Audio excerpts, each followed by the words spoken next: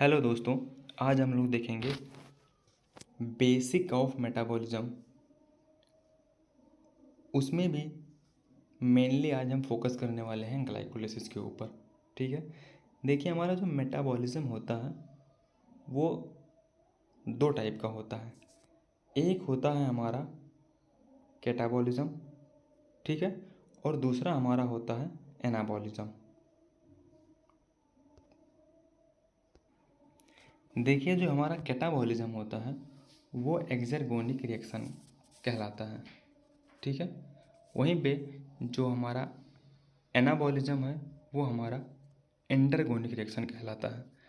देखिए सीधा सीधा मतलब है कि एक्सर्गोनिक रिएक्शन क्या होता है, जहाँ से हमको एनर्जी प्राप्त होती है उसको हम कहते हैं एक्सर्गोनिक रिएक्शन।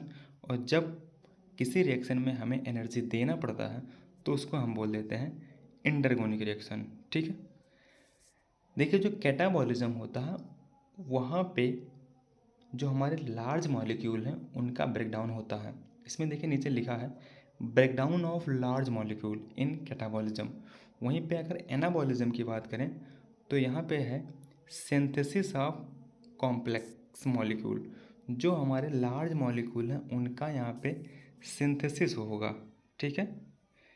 इसके बाद में देखेंगे जो कैटाबॉलिज्म होता है वो कब होगा और एनाबॉलिज्म कब होगा। कैटाबॉलिज्म होगा जब हमें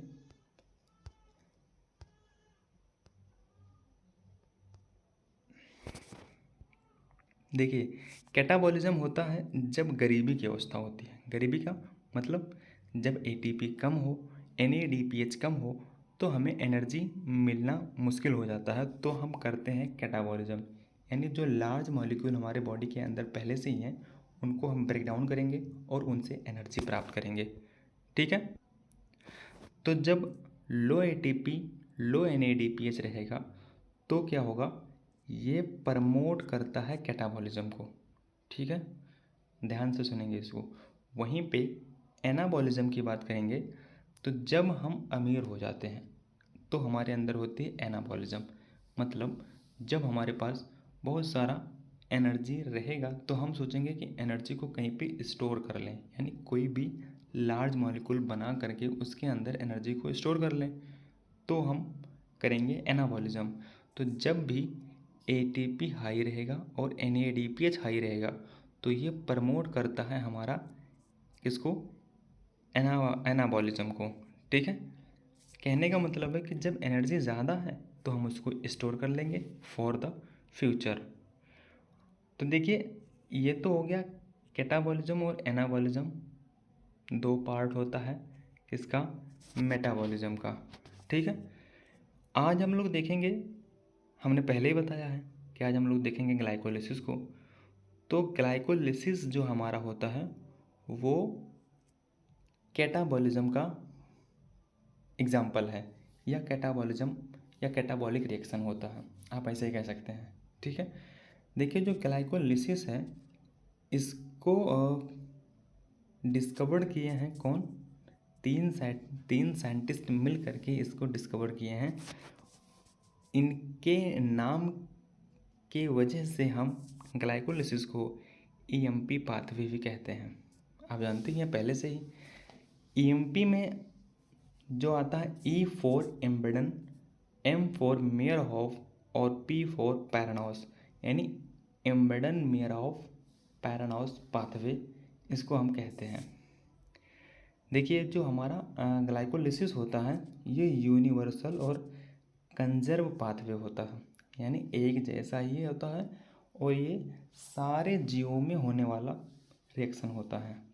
अगर हम देखें कि ग्लाइकोलिसिस होता कहाँ है, साइट अगर इसको जानना चाहें तो ये होता है साइटोसॉल में, किसके अंदर, यूकैरियोटिक के अंदर एज वेल एज प्रोकैरियोटिक के अंदर भी साइटोसॉल में ही होता है। ये एरोबिक कंडीशन में भी होगा, है ना, और एनारोबिक कंडीशन में भी होगा, दोनों कंडीशन में होता है।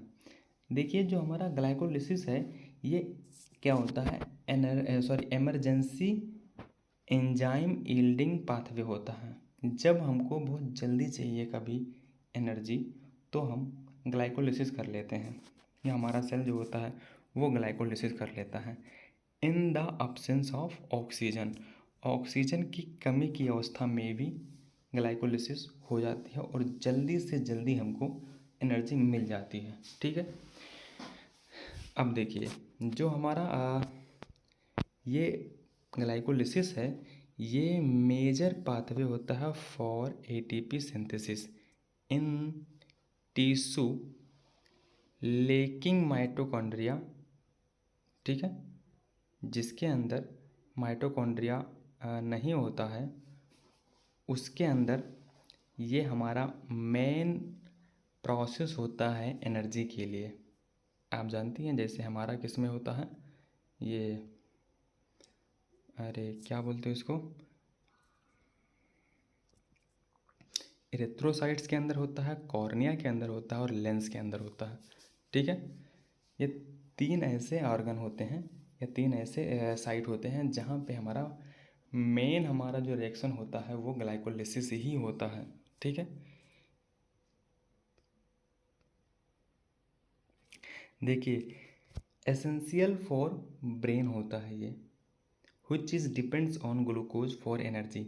एनर्जी के लिए ग्लूकोज पे डिपेंड रहता है हमारा ब्रेन, और उसके लिए वो करता क्या है, ग्लाइकोलिसिस करता है। देखिए जो ग्लाइकोलिसिस है इसमें रिक्वायरमेंट क्या क्या चीज़ें बताई गई हैं। एक होता है हमारा ग्लूकोज, दूसरा होता है हमारा 2 ADP यूज़ होते हैं यहाँ पे, और 2 इनऑर्गेनिक फास्फेट और 2 NADP प्लस यूज़ होता है यहाँ पे। ठीक है, ये हमारा रिक्वायरमेंट है ग्लाइकोलिसिस के लिए। जो ग्लाइकोलिसिस प्रोसेस है उसमें नेट गेन देखिए कब हो, क्या मिलता है हमको इन एरोबिक कंडीशन। जब एरोबिक कंडीशन रहेगा तो 2 पायरुवेट मिलेगा, ठीक है, 2 ATP मिलेगा और 2 NADPH मिलेगा। वहीं पे नेट गेन अगर हम देखें एनारोबिक कंडीशन के लिए तो हमको दिखाई देता है कि 2 लैक्टेट मिलता है और 2 ATP मिलता है। ठीक है, कहने का मतलब है कि जब एनारोबिक कंडीशन होगा तो हमें एनर्जी कम मिलेगा, वहीं पे एनारोबिक कंडीशन में एनर्जी कम मिलता है, जबकि एरोबिक कंडीशन में एनर्जी ज़्यादा मिलता है, क्योंकि उसके बाद में एरोबिक कंडीशन में ऑक्सीजन को यूज़ करके वो ऑक्सीडेटिव पाथवे चलाता है आगे। ठीक है, जिससे उनको एनर्जी और मिलता रहता है। इसके बाद में TCA साइकिल चलता है और इलेक्ट्रॉन ट्रांसपोर्ट चेन चलता है, तो वहाँ पे भी एनर्जी मिलता है इन द प्रेजेंस ऑफ ऑक्सीजन। तो वो तो अलग बात है, हम अभी ग्लाइकोलिसिस देख रहे हैं तो ग्लाइकोलिसिस की बात करेंगे। देखिए जो हमारा ग्लाइकोलिसिस होता है उसके 10 स्टेज होते हैं। ठीक है, step first, second, third, fourth, fifth, 7, 8, 9, 10 करके है। तो जो उनमें से पहला स्टेप होता है जहाँ पे जो एंजाइम काम करता है पहले स्टेप में, उसका नाम होता है हेक्सोकाइनेज। वहीं पे तीसरे स्टेप में जो एंजाइम काम करता है उसका नाम होता है हमारा PFK1 यानी फास्फोफ्रक्टोज 1। वहीं पे जो 10वें नंबर पे 10वें स्टेज पे जो एंजाइम काम करता है उसका होता है नाम पायरुवेट काइनेज।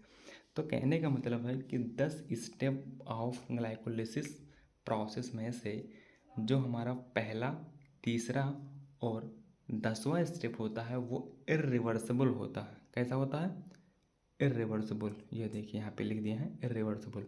ठीक है, और उसके अलावा जितने भी स्टेप हैं वो सारे के सारे रिवर्सिबल होते हैं। तो देखिए आगे इन्होंने लिखा भी है रिवर्सिबल काइनेज कौन से हैं, फास्फोग्लिसरोकाइनेज जो होता है वो रिवर्सिबल काइनेज होता है। वहीं पे रेगुलेटरी काइनेज कौन से हैं, जैसे हमारा पायरुवेट काइनेज है, फास्फोफ्रक्टोज है और हेक्सोकाइनेज है। ये सब हमारा कैसा है, रेगुलेटरी काइनेज होते हैं। ठीक है, अच्छा ठीक है। अब नीचे देखिए आगे, अब इसके हम स्टेप को देखेंगे अब। ठीक है, देखिए जो इसका इस रिएक्शन का जो प्रोसेस है वो 10 स्टेप में होता है, हमने पहले ही बताया है। देखिए यहाँ पे इसमें 10 में से, ठीक है, 10 में से जो 5 स्टार्टिंग के होते हैं वो हमारे कैसे कहलाते हैं, ये हमारा प्रिपरेटरी फेज कहलाता है। आप जानते हो प्रिपरेटरी का मतलब होता है तैयारी करना या प्रिपेयर होना किसी भी प्रोसेस के लिए, किसी भी काम के लिए। देखिए जो हमारा ग्लूकोज है, ठीक है, ग्लूकोज से हमको मिलता है पहले स्टेप में ग्लूकोज 6 फास्फेट, ठीक है। जब हमें ग्लूकोज 6 फास्फेट मिल जाता है उसी टाइम पे पहले स्टेप में ही हम एक एटीपी यूज़ कर देते हैं, ठीक है, क्योंकि यहाँ पे हेक्सोकाइनेज लगा है। जब भी हमें हेक्सोकाइनेज लगेगा तो वो एटीपी यूज़ करेगा, कोई भी काइनेज लगता है तो वो एटीपी यूज़ करता है, ठीक है। वहीं पे हमारा ग्लूकोज 6 फास्फेट से बनता है फ्रक्टोज 6 फास्फेट। यहाँ पे क्या लगा है, फास्फो हेक्सोज आइसोमरेज, ठीक है। इसके बाद में जो तीसरा स्टेप होता है जहाँ पे हमें फ्रक्टोज 6 फास्फेट से क्या मिलता है, फ्रक्टोज 1,6 बिसफास्फेट। ये बिसफास्फेट यहाँ पे लिखना होता है, वो थोड़ा मिस्टेक हो गया है, आप उसको सीधा कर लीजिएगा, सही कर लीजिएगा, ठीक है। यहाँ पे जो एंजाइम काम करता है उसका नाम होता है फ्रक्टोज काइनेज 1, PFK1 जिसको हमने कहा है वो यही होता है शॉर्ट में। काइनेज ये भी है तो ये भी एक एटीपी यूज़ करेगा, ठीक है। अब जो हमारा फ्रक्टोज 1,6 बिसफास्फेट बना है ये वाला, ये क्या करेगा, एक एंजाइम के हेल्प से ये क्लीवेज रिएक्शन करता है, यानी एल्डोलेज एंजाइम यहाँ पे काम करता है। ये वाला एंजाइम जो कि चौथे नंबर पे है, ये 2 मॉलिक्यूल बनाता है, एक बनाता है ग्लिसरेल्डिहाइड 3 फास्फेट और एक बनाता है DHAP डाई हाइड्रोक्सी एसीटेन फास्फेट, ठीक है। अब इसके बाद में 5वें स्टेप में क्या होता है, आइसोमरेज एक एंजाइम लगता है और जो ये DHAP बना है ये भी जा करके फिर से 3 फास्फोग्लिसरेट यही वाला बन जाता है, ठीक है। अब ये जो 3 फास्फोग्लिसरेट है ये क्या करेगा, अब आगे चल करके यही 3 फास्फोग्लिसरेट या ग्लिसरेल्डिहाइड 3 फास्फेट जो है ये वाला मॉलिक्यूल आगे चल करके डिहाइड्रोजनेज रिएक्शन करता है, डिहाइड्रेशन करता है और ये बनाता है 1,3 बिसफास्फोग्लिसरेट, ठीक है। यहाँ पे ये 2 NADPH भी बनाता है और यहाँ पे जो एंजाइम काम करता है उसका नाम होता है ग्लिसरेल्डिहाइड 3 फास्फोडिहाइड्रोजिनेज, ये लिखा हुआ है इधर 6 नंबर पे, ठीक है। जब हमें 1,3 बिसफास्फोग्लिसरेट जब मिल जाता है तो हम यहाँ पे एक काइनेज एंजाइम लगाते हैं जिसको हम कहते हैं फास्फोग्लिसरेट काइनेज, ठीक है, जिसके हेल्प से 2 ADP को हम क्या कर देते हैं, 2 ATP बना देते हैं, ठीक है। कहने का मतलब है कि जो हमें यहाँ पे देखिए हमने कहा था स्टार्टिंग का जो 5 स्टेप है वो हमारा प्रिपरेटरी फेज होता है, लेकिन उसके बाद का 5 स्टेप जो होता है वो हमारा पे ऑफ फेज होता है। तो यहाँ पे देखिए एनर्जी मिलने लगा है, ठीक है, यहाँ पे देखिए ATP बन गया है तो ये पे ऑफ हो रहा है। देखिए अब 7वें स्टेप में हमको मिल जाता है क्या, 3 फास्फोग्लिसरेट, ठीक है। इस 3 फास्फोग्लिसरेट को हम आगे चल करके 2 फास्फोग्लिसरेट बना लेते हैं with the help of phosphoglycerate म्यूटेज, एक एंजाइम है उसके द्वारा हेल्प के द्वारा। उसके बाद में 2 फास्फोग्लिसरेट को हम फास्फोइनॉल पायरुवेट बना देते हैं with the help of enolase के, ठीक है। फास्फोइनॉल पायरुवेट को आगे चल करके हम कन्वर्ट कर देते हैं पायरुवेट में with the help of pyruvate kinase, और इस स्टेप में भी 2 ADP से 2 ATP बनता है, ठीक है। अब देखिए ये जो हमारा पूरा ओवरऑल रिएक्शन है इसमें हमने पहले बताया है कि जो पहला, ठीक है, पहला वाला ये और फिर तीसरा वाला ये और उसके बाद में जो 10वां वाला है ये चारों रिएक्शन कैसे होते हैं, इर्रिवर्सिबल और बाकी के जो रिएक्शन होते हैं वो हमारे कैसे होते हैं, रिवर्सिबल। ठीक है, इतनी बात अगर समझ में आई है तो अब आगे आएंगे। देखिए अब जो ग्लाइकोलिसिस होता है वो इंट्रिंसिक रेगुलेशन ऑफ ग्लाइकोलिसिस, उसके प्रोसेस को हम रोकेंगे कैसे, रेगुलेट कैसे करेंगे। तो हम देखिए कई स्टेप में कर सकते हैं रेगुलेशन ऑफ ग्लाइकोलिसिस को। देखिए एंजाइम उसमें मेन है, और एंजाइम के लिए इनहिबिटर और एक्टिवेटर लगे हुए रहते हैं, ज़रूरत पड़ने के हिसाब से काम करते हैं ये। देखिए जो हेक्सोकाइनेज है ना, उसके लिए इनहिबिटर का काम करता है ग्लूकोज 6 फास्फेट, ठीक, और एक्टिवेटर का काम करता है एएमपी। पहली बात तो एक एंजाइम तो हो गया, ठीक है। एंजाइम के साथ में हमारा लगा हुआ है कोफैक्टर। जैसे देखिए हेक्सोकाइनेज के साथ में एक कोफैक्टर लगा हुआ है मैग्नीशियम आयन, PFK1 के साथ में एक कोफैक्टर लगा हुआ है मैग्नीशियम आयन, PFK2 के साथ में भी एक कोफैक्टर लगा हुआ है, और पायरुवेट काइनेज के साथ में पोटेशियम आयन कोफैक्टर के तौर पे लगा हुआ है। तो हमने पहले देख लिया है हेक्सोकाइनेज को, अब हम देखेंगे PFK1 को। PFK1 के इनहिबिटर के तौर पे हमारा काम करता है ATP और सिट्रेट, ठीक है, और एक्टिवेटर के तौर पे काम करता है कौन, फ्रक्टोज 6 फास्फेट, फ्रक्टोज 2,6 बिस फास्फेट, और ADP काम करता है, और AMP काम करता है, और अमोनियम आयन और इनऑर्गेनिक फास्फेट।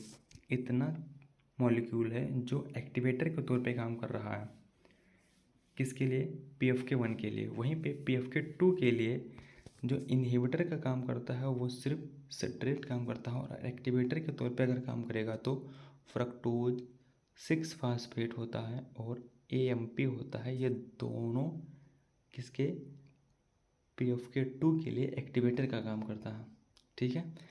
अब देखिए जो हमारा एंजाइम है वो पायरुवेट काइनेज होता है, ठीक है, पायरुवेट काइनेज।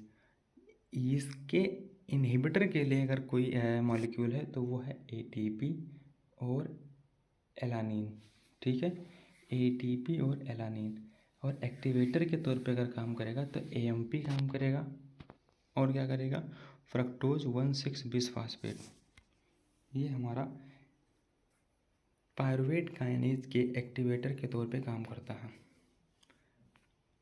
अब देखिए एक्सट्रिंसिक रेगुलेशन ऑफ ग्लाइकोलिसिस, वो तो इंट्रिंसिक हो गया। देखिए यहाँ पे लिखा हुआ था इंट्रिंसिक रेगुलेशन ऑफ ग्लाइकोलिसिस, अब हम लोग देखेंगे एक्सट्रिंसिक रेगुलेशन ऑफ ग्लाइकोलिसिस, ठीक है। इसमें आता है आपका पहला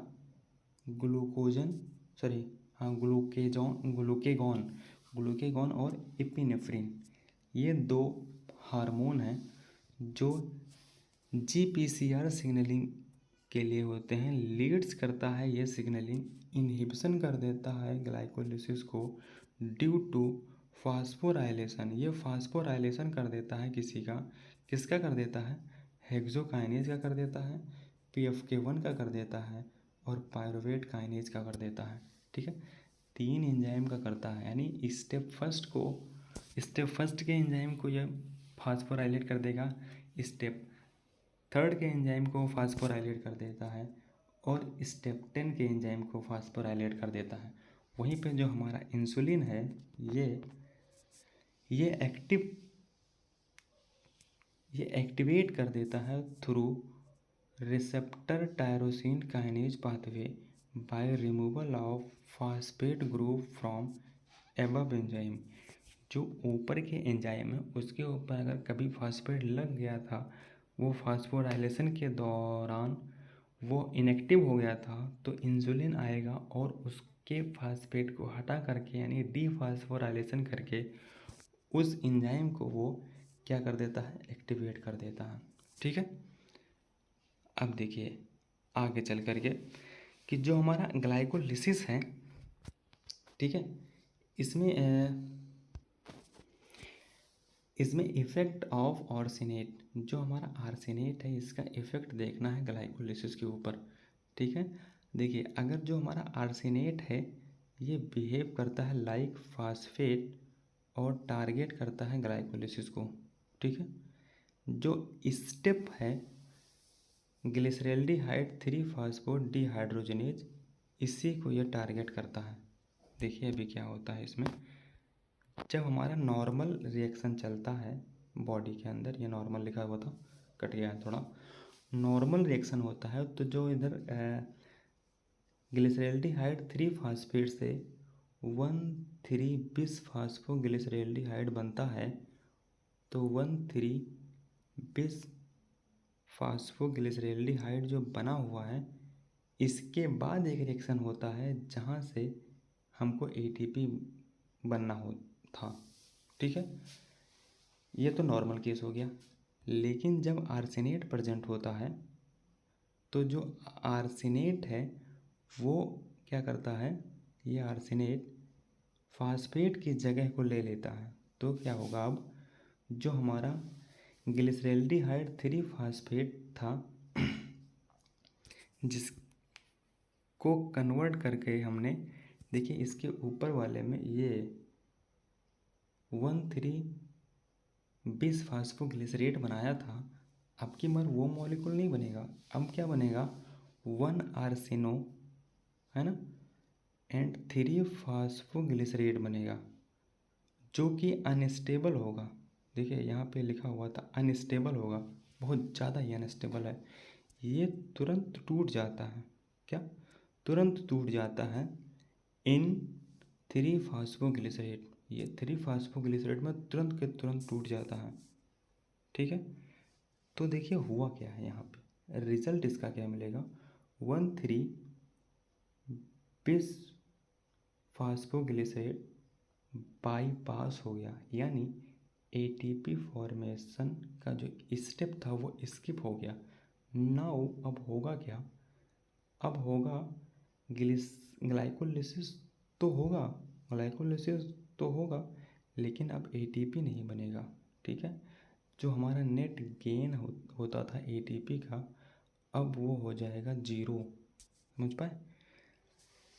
ये होता है हमारा आर्सेनेट के प्रेजेंस होने पे। अब देखिए हमारा effect of arsenite on glycolysis, एक आर्सेनाइट मॉलिक्यूल होता है, उसके प्रेजेंस से देखिए क्या होता है। जो हमारा आर्सेनाइट है वो हमारा थियोल ग्रुप को क्या करता है, बाइंड करता है, ठीक है। और इसका टारगेट क्या है, इसका होता है टारगेट पायरुवेट डिहाइड्रोजनेज कॉम्प्लेक्स, उसी को जाकर के इनहिबिट कर देता है लिपोइक एसिड से, ठीक है। देखिए क्या होता है, जो नॉर्मल रिएक्शन है वहाँ पे पायरुवेट डिहाइड्रोजनेज कॉम्प्लेक्स लगने के बाद में ये एसिटाइल कोएंजाइम में बनाता है, जो कि आगे चल करके टीसीए साइकिल में इन्वॉल्व हो जाता है। और यहाँ पे काम करता था हमारा pyruvate dehydrogenase complex in the presence of arsenite. जब आर्सेनाइट प्रेजेंट हो जाता है तो जो पायरुवेट है वो कन्वर्ट नहीं हो पाता है किसमें, एसिटाइल कोएंजाइम में, और टीसीए साइकिल हमारा स्टॉप हो जाता है और एनर्जी प्रोडक्शन हमारा जो है वो क्या हो जाता है, रुक जाता है। तो देखिए जो हमारा आर्सेनेट है ये ग्लिसरैल्डिहाइड 3-फॉस्फेट को टारगेट करता था और एटीपी प्रोडक्शन को ये स्किप कर दिया था। वहीं पे आर्सेनाइट जो है वो सॉरी क्या नाम है, फॉस्फोडिहाइड्रोजनेज कॉम्प्लेक्स को ये टारगेट करता है और टीसीए साइकिल को ब्लॉक कर देता है। अब देखिए जो हमारा दूसरा है रेपापोर्ट लिबरिंग साइकिल ऑफ आरबीसी, ठीक है। यह इसमें देखिए क्या होता है, जो ये साइट है ये अकर ओनली आरबीसी, ये वाला प्रोसेस सिर्फ आरबीसी में होता है।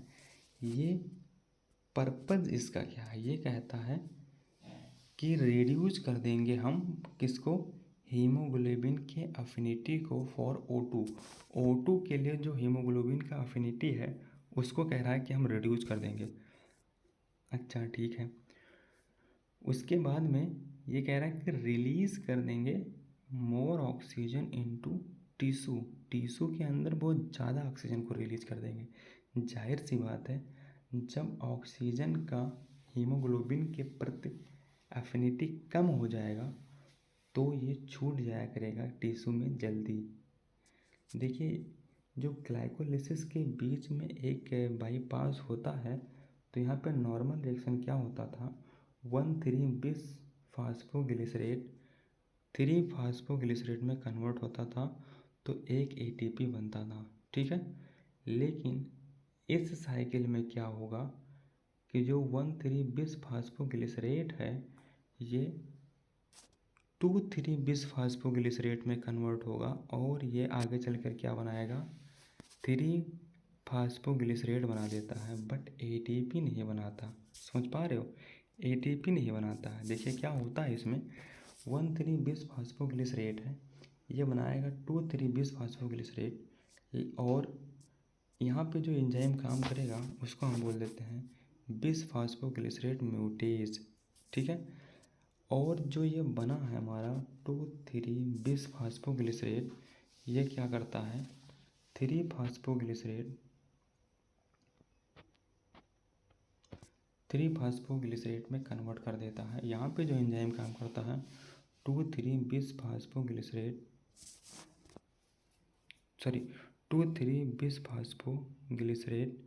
फास्फेटेज एंजाइम काम करता है। ये स्टेप फर्स्ट होता है, ये स्टेप सेकंड होता है। यहाँ पे 2 स्टेप का प्रोसेस होता है। कहने का मतलब है कि यहाँ पे हो क्या रहा है, देखिए एटीपी फॉर्मेशन स्किप हो गया है तो आरबीसी एनर्जी सेक्रीफाइस इसीलिए करता है, ठीक है। फंक्शन ऑफ 2,3-bis फास्फोग्लिसरेट जो होता है बना जो अभी है इस रिएक्शन में, ये पहले नहीं कभी बना था, अभी यहाँ पे सिर्फ बना है 2,3-bis फास्फोग्लिसरेट। ये क्या करेगा, ये कह रहे हैं कि बाइंड करेगा विद हीमोग्लोबिन और रिजल्ट क्या करेगा कि ये टिश्यू में ऑक्सीजन को रिलीज करवा दिया करेगा, ठीक है। ठीक है, तो इससे क्या होगा कि जो रिएक्शन हो रहा है ये वाला रिएक्शन होता कब है ना, रिएक्शन अक्कर हुए नहीं, ये कब कब होगा ये वाला रिएक्शन, ये होगा हाई एल्टीट्यूड में, हाइपोक्सिया कंडीशन में, एनीमिया कंडीशन में। ये 3 टाइप का कंडीशन। हाई एल्टीट्यूड का मतलब जब आप थोड़ा ऊपर वाले पहाड़ वाले क्षेत्र में जाएंगे तब होगा। हाइपोक्सिया जब ऑक्सीजन की कमी हो जाएगी तब होगा। एनीमिया जब आपके अंदर ब्लड की कमी हो जाएगी तब होगा। समझ पा ही रहे हो।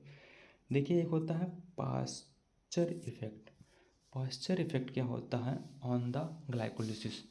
देखिए ये सब हम इफेक्ट ग्लाइकोलिसिस के ऊपर ही पढ़ रहे हैं, ठीक है। Pasteur effect on the glycolysis, देखिए जो ऑक्सीजन है, ऑक्सीजन के प्रेजेंस में रेट ऑफ ग्लाइकोलिसिस लो हो जाता है। कैसे, देखिए हमने दोनों कंडीशन को दिखाया है, इधर दिखाया है प्रेजेंस में ऑक्सीजन के और इधर दिखाया है एब्सेंस में ऑक्सीजन के। जब ऑक्सीजन प्रेजेंस रहता है तो हम उसको बोलते हैं एरोबिक कंडीशन, और जब हमारा ऑक्सीजन नहीं रहता है तो हम उसको कहते हैं क्या, एनारोबिक कंडीशन, ठीक है। देखिए एरोबिक कंडीशन में मोर एटीपी फॉर्म होता है फ्रॉम द ऑक्सीडेटिव फास्फोराइलेशन से, नॉट रिक्वायर फास्ट ग्लाइकोलिसिस। मतलब एटीपी के लिए ग्लाइकोलिसिस का होना ज़रूरी नहीं है, क्योंकि ऑक्सीडेटिव फास्फोराइलेशन के द्वारा यहाँ पे बहुत ज़्यादा एटीपी बन ही जाता था, ठीक है। कब, ऑक्सीजन के प्रेजेंस में। तो यहाँ पे रिजल्ट क्या आया कि जो ग्लाइकोलिसिस है उसका प्रोसेस कम हो जाए, ठीक है। ग्लाइकोलिसिस का प्रोसेस तो कम हो जाए, लेकिन कैसे कम हो जाए, क्योंकि यहाँ ऑक्सीडेटिव फास्फोराइलेशन के द्वारा यहाँ पे एटीपी बहुत ज़्यादा बन ही रहा था। तो जब एटीपी ज़्यादा रहेगा तो एटीपी हमारा इनहिबिट कर देता है किसको, PFK1 को, जो कि रेट लिमिटिंग एंजाइम होता है ऑफ द ग्लाइकोलिसिस, कौन, PFK1। तो PFK1 को जाकर इनहिबिट कर दोगे तो हमारा ग्लाइकोलिसिस ऑटोमेटिक कम हो जाएगा, जो यहाँ पे दिखाया ही गया है, ठीक है। तो कहने का मतलब है कि जब हमारा ऑक्सीजन प्रेजेंट रहेगा तो ग्लाइकोलिसिस यहाँ पे क्या हो जाता है, लो हो जाता है। वहीं पे जब ऑक्सीजन नहीं रहता है, एनाएरोबिक कंडीशन रहता है, तो एटीपी का फॉर्मेशन बहुत कम होता है। तो क्या होगा, ग्लाइकोलिसिस आपको बार बार चलाना पड़ेगा और जल्दी जल्दी चलाना पड़ेगा फॉर द एटीपी। तो यहाँ पे रिजल्ट क्या आएगा कि जो ग्लाइकोलिसिस है उसका रेट बढ़ गया, मतलब ग्लाइकोलिसिस का रिएक्शन बार बार हो रहा है। और जो यहाँ पे PFK1 था वो एक्टिव है और रिएक्शन ये लगातार करवाया जा रहा है, क्योंकि PFK1 को इनहिबिट करने के लिए कोई भी यहाँ पे एटीपी नहीं है। ठीक है, एटीपी कोई भी नहीं है। उसके बाद में आता है आपका वारबर्ग इफेक्ट, है ना। वारबर्ग इफेक्ट में क्या होता है कि एक इन कैंसर सेल ग्लाइकोलिसिस बहुत हाई होता है ना, जबकि वहाँ पे ऑक्सीजन प्रेजेंट है। ये बिहेव लाइक एनारोबिक कंडीशन। देखिए, कहने का मतलब है कि जो ऑक्सीजन अब्सेंट रहेगा तो ग्लाइकोलिसिस ज़्यादा होना चाहिए, क्योंकि ऑक्सीजन अब्सेंट रहेगा तो हमारा ऑक्सीडेटिव फास्फोराइलेशन नहीं चलेगा।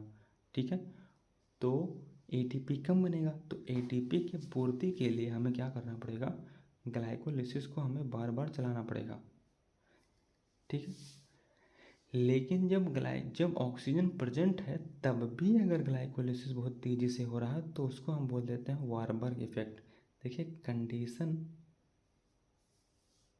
देखना है आपको नॉर्मल सेल और कैंसर सेल में, दोनों में। देखिए, जो ऑक्सीजन प्रेजेंट है तो जो ग्लाइकोलिसिस है नॉर्मल सेल में वो कैसा रहेगा, कम होगा। क्यों कम होगा, क्योंकि ऑक्सीजन प्रेजेंट होने से हमारे सेल के अंदर ऑक्सीडेटिव फास्फोराइलेशन होता है, जिससे एटीपी बहुत ज़्यादा बनता ही है, तो हमें ग्लाइकोलिसिस ज़्यादा चलाने की ज़रूरत नहीं है। ठीक है, वहीं पे कैंसर सेल में ग्लाइकोलिसिस लगातार चलते जा रहा था इस वारबर्ग इफेक्ट के दौरान। देखिए, उसके बाद में कंडीशन एक रहता है हमारा कैसा, एनर्जी सोर्स का। एनर्जी सोर्स नॉर्मल सेल में क्या है, ऑक्सीडेटिव फास्फोराइलेशन। वहीं पे कैंसर सेल में क्या है, ग्लाइकोलिसिस और लैक्टेट। ये एनर्जी सोर्स के तौर पे काम कर रहा है। देखिए, जो हमारा ग्लूकोज है वो कन्वर्ट हो जाता है पायरुवेट में, और पायरुवेट फिर आगे चल करके लैक्टेट में कन्वर्ट हो जाता है इवन ऑक्सीजन प्रेजेंस, जबकि ऑक्सीजन प्रेजेंट है। होना क्या चाहिए था, ये पायरुवेट जाता तुरंत कहाँ पे, माइटोकॉन्ड्रिया के अंदर जाता। ठीक है, और वहाँ पे ये क्या करता, ऑक्सीडेटिव फास्फोराइलेशन करता है, एटीपी बनाता है। लेकिन ऐसा प्रोसेस नहीं हो रहा, तो इसमें होगा क्या, अब जो हमारा लैक्टेट है उसका प्रोडक्शन होगा, एटीपी कम एफिशिएंसी के साथ बनेगा, बट ग्लाइकोलिसिस क्या हो जाएगा, बट जो ग्लाइकोलिसिस है वो बहुत तेज चलेगा। क्यों चलेगा, why cancer cell do this, ये वाला रिएक्शन कैंसर सेल कर क्यों रहा है, क्योंकि कैंसर सेल को करना क्या है, रैपिड ग्रोथ करना है, यानी फास्ट एटीपी बनाना पड़ेगा। तो जो बायोसिंथेसिस होना है, जैसे हमारा जो ग्लाइकोलिसिस के प्रोसेस के दौरान जो इंटरमीडिएट कई मॉलिक्यूल बने हैं उनका यूज़ होता है हमारा न्यूक्लियोटाइड बनने के लिए, अमीनो एसिड बनने के लिए, लिपिड बनने के लिए। इन सब के फॉर्मेशन के लिए वो जो इंटरमीडिएट ग्लाइकोलिसिस मॉलिक्यूल है उसका यूज़ करते हैं। ट्यूमर इन्वायरमेंट जो होता है उसमें देखिए क्या क्या होता है, जो लैक्टेट एक्युमुलेशन हो गया था वो एसिडिक इन्वायरमेंट बनाएगा, इससे कैंसर सेल में सर्वाइवल एडवांटेज मिलता है। ठीक है, उसके बाद में जो एंजाइम यहाँ पे लगे हुए थे वो कौन कौन से थे, हेक्सोकाइनेस थे, PFK1 था, पायरुवेट काइनेस था, जिससे लैक्टेट फॉर्मेशन हुआ था। कहने का मतलब है कि जब O2 प्रेजेंट होने के बाद भी पायरुवेट माइटोकॉन्ड्रिया में नहीं जाता है बल्कि लैक्टेट में कन्वर्ट हो जाता है इस इफ़ेक्ट के दौरान। देखिए, उसके बाद में एक आता है 6वें नंबर पे एक और इफ़ेक्ट है जो है क्रेब ट्री। ठीक है, क्रेब ट्री क्या करता है, हाई ग्लूकोज के प्रेजेंस में रिस्पायरेशन के लिए ग्लाइकोलिसिस बहुत तेज चलाता है और यहाँ पे एटीपी जल्दी जल्दी बनता है। सेल को माइटोकॉन्ड्रिया की ज़रूरत नहीं पड़ती है। ठीक है, यहाँ पे सेल को माइटोकॉन्ड्रिया की ज़रूरत ही नहीं है। मतलब क्या हुआ कि माइटोकॉन्ड्रियल रिस्पायरेशन इनहिबिट हो गया है, यानी हाई एटीपी ग्लाइकोलिटिक इंटरमीडिएट यहाँ पे हुआ है और टीसीएस साइकिल यानी ईटीएस हमारा यहाँ पे टीसीएस ये सब क्या हो गया है, इनहिबिट हो गया है। कहने का मतलब जो पायरुवेट है पायरुवेट का फेट है जो चेंज हो गया है, यानी पायरुवेट जो है वो लैक्टेट बन गया है या तो इथेनॉल बन गया है। ठीक है, बट ये माइटोकॉन्ड्रिया में नहीं गया कहने का मतलब, लेकिन ये माइटोकॉन्ड्रिया में नहीं गया पायरुवेट, ये आकर के देखिए high glucose concentration leads to increase glycolysis.